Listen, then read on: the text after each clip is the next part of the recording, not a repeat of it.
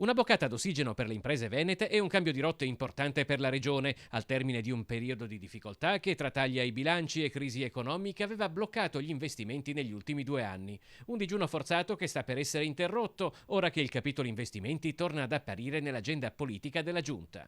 Faremo oltre 200 milioni di euro di investimenti che andranno a coprire il settore delle infrastrutture e viabilità, l'edilizia scolastica, interventi con i comuni. Vengono mantenuti i 50 milioni che ormai dal 2011 mettiamo per sistemazione idraulica ed idrogeologica del territorio, cosa che prima non avveniva dopo gli eventi alluvionali del 2010, e una parte considerevole anche sarà destinata all'edilizia sanitaria e all'edilizia sociale. Le cifre certo non sono eclatanti, ma rappresentano un indiscutibile passo avanti in quello sforzo verso un'inversione di tendenza nei confronti di una crisi che stava finendo col paralizzare l'economia.